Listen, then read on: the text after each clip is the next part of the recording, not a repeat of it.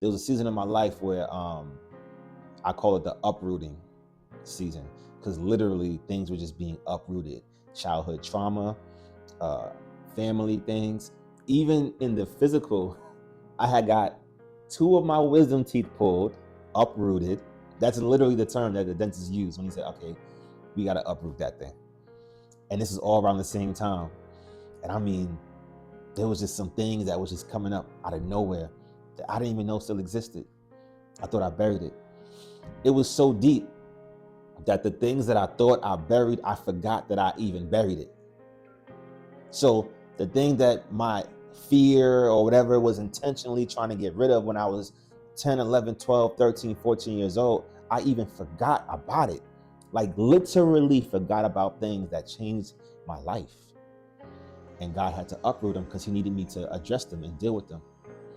When I was between the age of 12 and 14, I was sexually assaulted by a deacon that was in my church. And when it was happening, I didn't know that it was happening. Like I didn't know that that's what was happening. But when I realized it, I was like, whoa, hold on. Right? And then I left the room. And I didn't tell anybody. I didn't tell anyone at all. Subconsciously, I buried it. I just went ahead like life was life, right? You know, everything is going to come up. Everything is going to come out some way or another. What you don't reveal, you won't heal. And so let me tell you how crazy life is. This happened when I was between the age of, I don't remember, it was either between 12 and 14. I know that for a fact. It was between 12 and 14. I'm 38 now. When it came up was about 2 years ago. Remember I told you he was a deacon in one of the churches that I was a part of as a child. My mom is a minister, and in this particular church she was a minister, and so she still keeps track of, you know, all the movements in that church. You know, whenever someone is going through something, she'll send me a text like, "Hey, pray for sister, whatever," or, you know, remember Deacon, blah blah blah, right? So I wake up one morning. It's about 6:30 in the morning. I wake up to a text message from my mother. And in the text message, it's an obituary, a picture of someone in the obituary, like, hey, and she says, "Hey, LJ, I'm not sure if you know, but Deacon so-and-so passed away." It was that deacon, the one that sexually assaulted me. And yo, when I say the enemy is real, even seeing that mentally, what happened to me didn't even come to mind. But I was overtaken. In that very moment, something stirred up in me. Something stirred up in me. I lashed out at the people around me.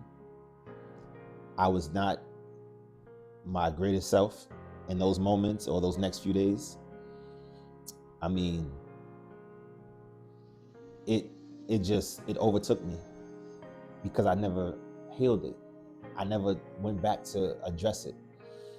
And I was not being myself.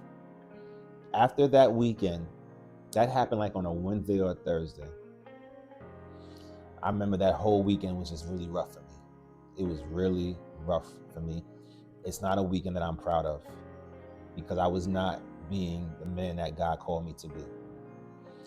And I remember after addressing it and after coming to grips with what was actually happening, I remember saying, "Okay, LJ, you got to go see somebody. You got to get help. You need to go to therapy. You got to speak to somebody because this thing that you did not even remember that happened to you, all you did was see a picture of this man and you spazzed, and not in a walking around like I was just not being myself. I was just not being the best version of myself. The enemy used me for those next few days to be just a really not good version of myself. And that's when it hit me like, LJ, you got to get help. You got to get help. My son was about to be entering the world. And I said, LJ, how in the world How in the world can you father this young man that's about to enter into this world correctly, freely, with all authority that Christ gives you, but you have these demons that are still living within you that you don't even know about, that you didn't even know was there? I had no idea that this thing was even affecting me. I had absolutely no idea. I thought it was dead and gone. I thought it was like, oh, it happened. It didn't happen. I'm good.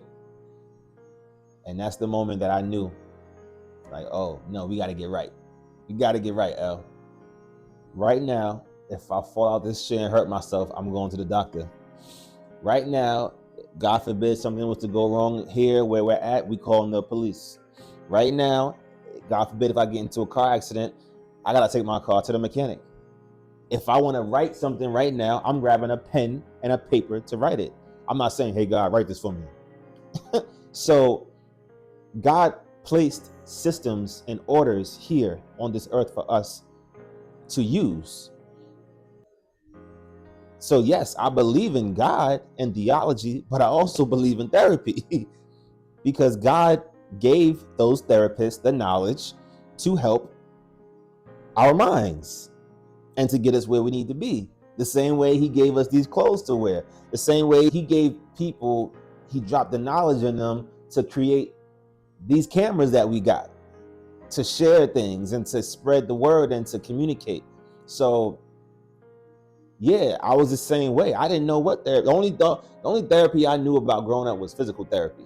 If you got hurt and you got to go to physical therapy, but I had nothing. I had no idea about what mental health and mental therapy was. The first time I ever even heard that word of a mental therapist was 2010. I was already grown in 2010. The first time.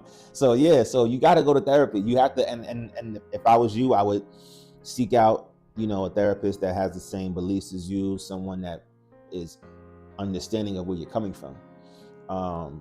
And yeah, get therapy. We all need it. Everyone, even if listen, you could not have any trauma, you can not have any whatever, which is not true by the way. We all have trauma, but even if you don't have any crazy things that happen to you, still go to get therapy.